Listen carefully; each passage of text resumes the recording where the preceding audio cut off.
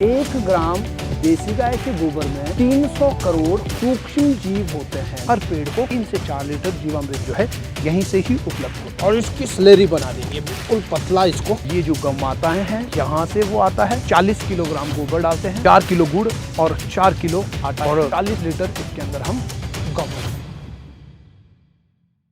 आज मैं आपको हमारा जो फर्टिलाइजर प्लांट है जहाँ से हम लोग जो है अपने पौधों के लिए फर्टिलाइजर्स का यानी मैक्रो और माइक्रो न्यूट्रिएंट्स की पूर्ति करते हैं, वो फर्टिलाइजर प्लांट में आज आपको दिखाता हूँ।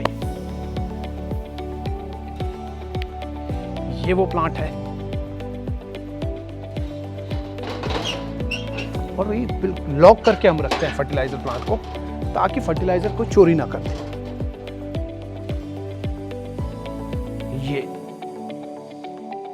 ये हमारी ये इंडस्ट्री है हमारी और मशीनें आपको मैं दिखा देता हूँ। चलिए, ये हमारी मशीन है।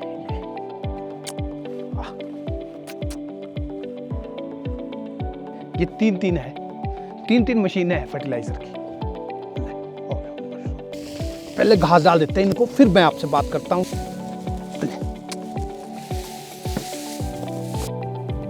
देसी गाय का जो गोबर है उसके 1 ग्राम में 1 ग्राम जो गोबर होता है, 1 ग्राम कितना होता है?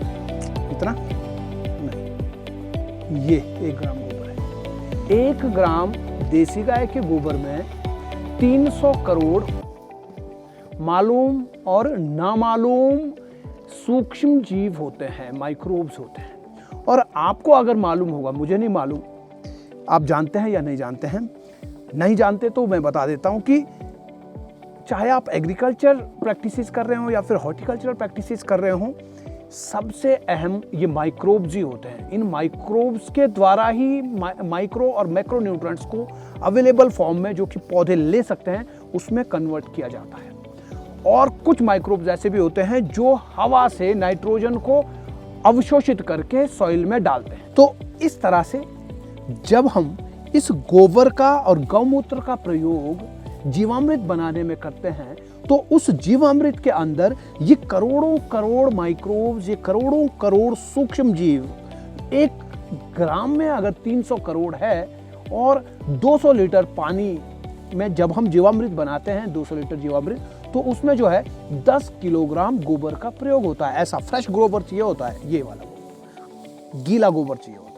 हाँ, आप इसको रख भी सकते हैं, छायादार जगह में रखें। अगर आपको 2-3 दिन बाद बनाना है, 4 दिन बाद बनाना है, सूखना नीचे, क्योंकि अगर ये सूख गया तो इसके अंदर जो माइक्रोब्स हैं वो मर जाएंगे, वो खत्म हो जाएंगे। और ये माइक्रोब्स ही इस फर्टिलाइजर का, क्योंकि ये बायो फर्टिलाइजर है जीवामृत, तो इसके अंदर जो है वो माइक्रोब्स ही है। तो इसका प्रयोग जो है हम जीवामृत बनाने के लिए करते हैं। ऐसे गोबर को इसमें डालना है, ऐसे ताजा गोबर, गीला गोबर आपको डालना है। ये तो इसको फिर जो है इसको ऐसे लेके इसमें ऐसे मिला देना। इसको ऐसे गूंदते हैं, ऐसे और इसकी स्लेरी बना देनी है बिल्कुल पतला। इसको ऐसे कर देना है, ऐसे। अगर फटा हुआ आया तो वही उसको ऐसे करके बंद भी कर सकते हैं गोबर से। ये इसकी जो है गजब खासियत है। ऐसे इसको, और अगर थोड़ा सा टाइट लग रहा है, ये सही से अगर नहीं घुल रहा है, तो और पानी का प्रयोग करके इसको हम जो है खूब पतला कर दे। 10 किलोग्राम गोबर जो है हमको डालना है 200 लीटर पानी में है, और इसके साथ 10 लीटर गोमूत्र भी डालना है। गोमूत्र हम लोग इकट्ठा करते हैं कैसे, आपको दिखा देता हूं मैं। दिखा लेते हैं। ये अंदर है, अंदर गौशाला है। अंदर से गोमूत्र जो है इस पाइप के थ्रू यहाँ इसमें आता है। यहाँ से जो है ये इस कैनी में जाता है। ये कैनी है, तो शूज साइड रख लेते हैं। ये आप देखेंगे इसके अंदर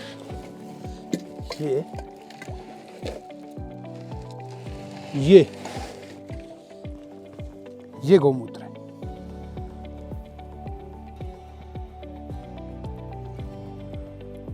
इसमें यूरिक नाइट्रोजन होता है और इसमें नाइट्रोजन दबा के होता है, दबा के नाइट्रोजन। लो। तो ये गौमूत्र भी, तो 10 किलोग्राम गोबर और 10 लीटर गौमूत्र का प्रयोग करना है। इसके साथ साथ दाल आपने लेनी है, चने की दाल हो या कोई भी दूसरी दालें हो, उसको आपने 1 किलोग्राम लेना है। और गुड़ आपने लेना है 1 किलोग्राम। गुड़ के अलावा आप मीठे फल भी प्रयोग कर सकते हैं। सड़े गले हुए अपने बगीचे के अंदर अगर सड़े हुए सेब, नाशपाती या कोई भी मीठे फल दूसरे हैं, उनका भी आप प्रयोग कर सकते हैं गुड़ की जगह, वो आपको डाल देना है। और फिर ड्रम के अंदर डाल करके इसको, ड्रम जो है आपको छायादार जगह में रखना है। वहाँ फिर आपको सुबह शाम 2 टाइम 2 मिनट तक उसको लकड़ी के डंडे से क्लॉकवाइज घुमाना है, ऐसे घराट की दिशा में सुल्टा घुमाना है। क्योंकि सुल्टा अगर घुमाते हैं तो उससे क्या होता है कि ऑक्सीजन फ्लो अंदर होता है, यानी उस पानी के अंदर ऑक्सीजन नीचे को जाती है जब आप उसको सुल्टा घुमाते हैं, सीधा घुमाते हैं, ऐसे क्लॉकवाइज घुमाते हैं तो। और जो पानी के अंदर जो माइक्रोब्स इससे हमने इंट्रोड्यूस किए हैं, जो माइक्रोब्स हमने डाले हैं जो गोबर में थे, उन माइक्रोब्स को ऑक्सीजन मिलेगा उससे, इसलिए उसको सीधा ऐसे ही घुमाना है, क्लॉकवाइज है। अगर आप उसको उल्टा घुमाएंगे तो ऑक्सीजन बाहर आएगा, इस तरह से माइक्रोब्स जो है वो अंदर मर जाएंगे। तो ये आपको जो है खास ध्यान रखना है कि क्लॉकवाइज ही घुमाना है। एक दिन में 2 बार घुमाना है, सुबह और शाम। और ड्रम को जो है आपने बोरी से ढक करके रखना है, छायादार जगह में ही रखें। गर्मियों में ये लगभग 6 से 7 दिन में जीवामृत तैयार हो जाता है। 7 दिन के बाद आप उसको फॉलियर एप्लीकेशन यानी स्प्रे के माध्यम से भी डाल सकते हैं, या फिर ड्रिप के माध्यम से, या फिर आप जो है तौलिए में उसको कैनी से ऐसे ही भी डाल सकते हैं। हम क्या करते हैं वो आपको एक बार दिखा देता हूँ। हम क्या करते हैं, ये हमारा ये प्लांट है, हमारा जीवामृत फर्मेंटेशन प्लांट। ये जो टैंक आप देख रहे हैं, इसके अंदर हम वो गोबर का घोल डालते हैं, इसके अंदर दाल का पाउडर डालते हैं, इसके अंदर ही हम जो है गुड़ या फिर जो फल हैं सड़े हुए वो इसके अंदर डाल देते हैं, गौमूत्र इसके अंदर डाल देते हैं। यहाँ जो है 1000 लीटर शुद्ध अगर बात करें तो लगभग 8 से 850 लीटर हमको यहाँ से मिलता है। तो इसमें हम लोग 40 किलोग्राम गोबर डालते हैं, 4 किलो गुड़ और 4 किलो आटा इसमें हम डालते हैं, और 40 लीटर इसके अंदर हम गौमूत्र डालते हैं। तो फिर इसमें ये क्या है, ये ऑटोमेटिक प्लांट है, ये सोलर से चलता है। आजकल सर्दियों में क्योंकि टेम्परेचर डाउन रहता है, फर्मेंटेशन सही से नहीं हो पाता है, जीवामृत बनता नहीं है, बहुत ठंडी है। आपको मालूम है जैसे सर्दियों में दही बनाना भी बड़ा मुश्किल हो जाता है, दही भी नहीं बनता है, ऐसे ही जीवामृत भी नहीं बन पाता है। तो फिर सर्दियों में हम बनाते नहीं है। ये ऑटोमेटिक प्लांट है, ये अपने आप घूमता रहता है, हर 4 घंटे के बाद ये घूमता है 2 मिनट तक क्लॉकवाइज घूमता है। इसके अंदर पंखा लगा है, और इसमें जो है ये आप देखेंगे यहाँ से हवा भी इसके अंदर इम्प्लांट की जाती है। उस तरफ मोटर है, मोटर हवा खींच करके इसके अंदर डालती है। तो इस तरह से यहाँ पर हम जीवामृत बनाते हैं। और फिर यहाँ जब जीवामृत बनता है 6 दिन 7 दिन में जब तैयार होता है, तो यहाँ से जीवामृत जो है इस पाइप के द्वारा, ये आपको जो पाइप दिख रहा होगा, ये पाइप, इस पाइप से जो है ये इस पाइप से यहाँ से हम ऐसे खोलते हैं तो ये इधर जाता है, यहाँ पर फिल्टर है, फिल्टर होकर के फिर इसके अंदर जाता है। नहीं तो हम यहीं से भी इसका यूज़ कर सकते हैं। ये वैसे ये सफाई के लिए, साफ़ करने के लिए है। तो यहाँ से जो है इसके अंदर जाता है, और इस टैंक में आप देखेंगे बहुत सारे फिल्टर्स हैं। इससे पहले इसके अंदर भी फिल्टर है, 3 फिल्टर इसके अंदर है। यहाँ से 3 फिल्टर से आता है जीवामृत, फिर यहाँ पहुँचता है, ये 4था फिल्टर है, फिर इसके अंदर आता है। इसके अंदर जो है अलग से, ये आप देखेंगे ये अलग फिल्टर है, ये पाइप अपने आप में फिल्टर है, 2 फिल्टर हो गए। तीसरी ये जो नेट है ये भी डबल लगी हुई है, ये अपने आप में फिल्टर है।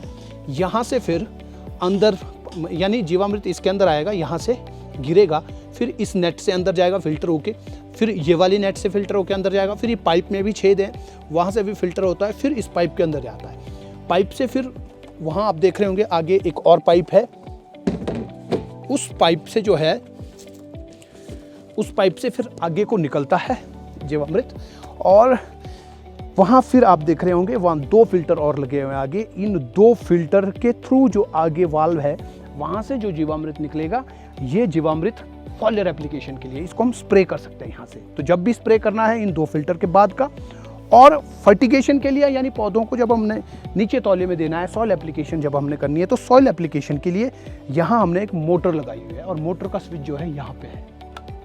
ये अभी हमने ऑफ है, मैंने कहा कि सर्दियों में चलता नहीं है।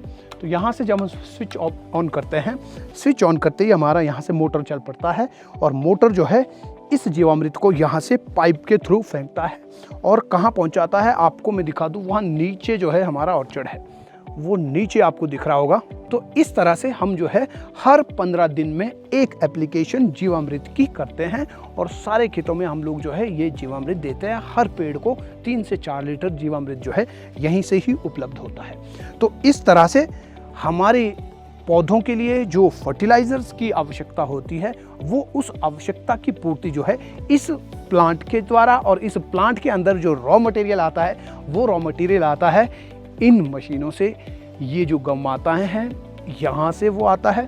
तो आपको भी मैं कहूँगा कि आपके पास अगर ऐसी गायें हैं जो हमारे यहाँ अक्सर होती है, ये देसी तो नहीं है लेकिन ये मिक्स ब्रीड है, जर्सी प्लस देसी का मिक्स ब्रीड ये है। तो इसका जो गोबर है, जर्सी गाय के गोबर में जो है 30 करोड़ माइक्रोब्स पर ग्राम होते हैं, यानी 10 गुना कम होते हैं देसी गाय के बनिस्पत। लेकिन ये क्योंकि मिक्स ब्रीड है तो 30 की जगह 60 करोड़ होंगे। अगर आपके पास ऐसी गाय है तो कोई दिक्कत नहीं, इसी से ही जीवामृत बनाइए। जब तक आप देसी गाय नहीं ला सकते हैं तब तक इसी का गोबर का यूज़ करें। थोड़ा कम माइक्रोब्स उसमें होंगे लेकिन होंगे तो सही, काम तो आपका चलेगा। तो वो जो है आपको इस गाय के गोबर से ही आप जीवामृत बनाना शुरू करें। फिर कोशिश ये करें कि आप जो है या तो इसी को ही आप देसी गाय का देसी नस्ल का टीका लगाएं, या फिर आप नई कोई बछड़ी आप ले सकते हैं। जैसे हमने ये ली है राठी नस्ल की, ये पहाड़ों में भी अच्छे से सरवाइव करती है, इसको ज़्यादा ठंड भी नहीं लगती है। ये मिक्स ब्रीड है, राठी, थारपारकर और साहिवाल की ये जो है मिक्स ब्रीड है। तो इसके जो गोबर है उसमें, उसके गोबर में जो माइक्रोब्स हैं उससे लगभग 10 गुना ज़्यादा माइक्रोब्स इसके गोबर में है। तो यहाँ से जो है और बहुत ज़्यादा माइक्रोब्स हमें मिलते हैं। तो इस तरह से जीवामृत जो है आप भी ज़रूर बनाएं। आप अगर ऑर्गेनिक फार्मिंग कर रहे हैं तो उसके लिए बहुत ज़रूरी है, अगर नेचुरल फार्मिंग कर रहे हैं तो नेचुरल फार्मिंग के लिए भी ये जीवामृत जो है बहुत ज़रूरी चीज़ है। ये बायो फर्टिलाइज़र है, यहाँ से एक्चुअल में फर्टिलाइजर्स मिलते हैं, यहाँ से एक्चुअल में तत्व मिलते हैं और सभी तरह के तत्व जो है यहाँ से मिलते हैं। और ये जो है सॉइल के ऑर्गेनिक मैटर को इंक्रीज करने में भी अहम रोल अदा करता है। तो जीवामृत जो है वाकई में जीवामृत है, एक ऐसा अमृत है जिसके अंदर जीव भरे हुए हैं, सूक्ष्म जीव भरे हुए हैं, जो कि हमारी खेती को बहुत ही प्रॉफिटेबल इन द सेंस कि सॉइल को ख़राब नहीं करते हैं, एटमॉस्फेयर को, क्लाइमेट को ख़राब नहीं करते हैं। तो वो जो है इसके अंदर ही है। तो इस वीडियो में आपको कैसी जानकारी मिली कमेंट बॉक्स में हमें ज़रूर बताएं। आप चाहते हैं कि आपके किसी टॉपिक के ऊपर मैं ऐसा ही कोई वीडियो बनाऊं तो कमेंट बॉक्स में ज़रूर बताएं कि कौन से टॉपिक पर मुझे वीडियो बनाना चाहिए, ताकि आपको अगला वीडियो जो है उसी के ऊपर मिले। बागवानी पढ़ो फिर आगे बढ़ो। आज इस वीडियो में फिलहाल इतना ही। आपसे मुलाकात होगी अगली वीडियो में। तब तक के लिए नमस्कार, जय हिंद, जय भारत।